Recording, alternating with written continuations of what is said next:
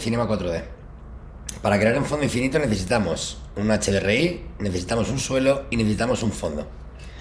Lo primero que voy a hacer con comando V de Barcelona es meterme en las configuraciones de render, cambiar el motor de render a render físico, quitamos multipase y en la pestaña de efectos vamos a incorporar iluminación global y vamos a incorporar oclusión ambiental.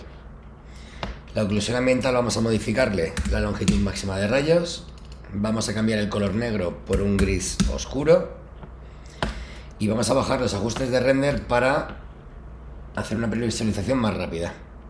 Vamos a poner, por ejemplo, previo y la subdivisión de desenfoque, sombra, oclusión ambiental y dispersión de la subsuperficie vamos a ponerla a 1. Ahora en la ventana del viewer nos vamos a ir a esta barra lateral y con clic sostenido vamos a seleccionar un suelo, volvemos a repetir clic sostenido, sacamos un fondo y por último creamos un cielo. Vamos a ir a la ventana de materiales haciendo un clic en este icono y creamos dos materiales PBR. El primer material PBR lo vamos a llamar HDRI y el segundo material PBR lo vamos a llamar fondo infinito. Este material fondo infinito lo vamos a arrastrar al fondo y lo vamos a arrastrar al suelo. Y el material HDRI vamos a arrastrarlo al cielo. Hacemos doble clic en el material HDRI, apagamos reflectancia y encendemos la luminosidad. Vamos a textura, desplegamos, cargamos imagen y seleccionamos cualquier HDRI, ya sea de un entorno exterior o un estudio. En mi caso voy a coger por ejemplo este. Y ahora con doble clic nos vamos a meter para configurar el shader del fondo infinito. Doble clic en fondo infinito, apagamos reflectancia, encendemos color, vamos a textura y creamos un gradiente. Vamos a meternos en la configuración del shader haciendo clic en el thumbnail. Vamos a modificar el tipo de 2DU a 2DV y los colores del degradado son los que van a mantener el color del escenario. Yo voy a cambiar el negro, vamos a ponerle un blanco, tampoco un blanco puro porque lo tenemos en la parte de la derecha, pero más o menos un gris claro en la parte de la izquierda que equivaldría a la sombra del escenario y el blanco a la derecha que sería lo que es la luz, el centro del escenario.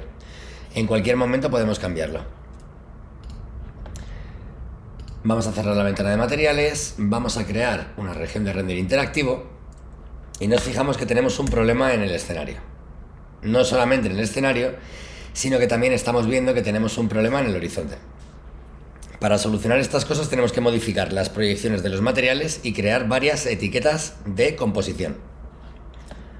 Apagamos el motor de render, vamos a ir a la etiqueta de fondo y con comando o control seleccionamos la etiqueta de suelo y en la ventana de atributos, si vamos a proyección, vemos que pone mezclado. Tenemos que seleccionar una proyección frontal, de tal forma que solucionamos el problema que teníamos en el suelo. Vamos a volver a hacer un render. Vemos que en el suelo lo tenemos ya solucionado, pero seguimos teniendo el problema del horizonte. Por último, vamos a ir al cielo, lo seleccionamos, clic con botón derecho, etiqueta render, composición, y vamos a decirle a Cinema que el HDRI afecte a los objetos pero no se vea en el render. Dentro de los atributos de la etiqueta de composición, deseleccionamos visible por cámara. Hacemos un render, vemos que el HDRI ya no es visible, pero seguimos teniendo el problema con el horizonte. Quitamos el render, nos vamos al suelo, botón derecho, etiqueta render, etiqueta composición, voy a desplegar la ventana para que lo veáis bien y en este caso necesitamos composición de fondo. Lo activamos, volvemos al tamaño normal y hacemos un render. En este momento vemos como tenemos ya un fondo infinito, no tenemos horizonte, no tenemos el HDRI. Da igual cómo orbitemos la cámara, que siempre tendremos el fondo infinito. Vamos a crear un objeto para ver la diferencia. Creamos, por ejemplo, un cubo. Vamos a ponerlo por encima del escenario. Posicionamos nuestra cámara y hacemos un render. Perfecto.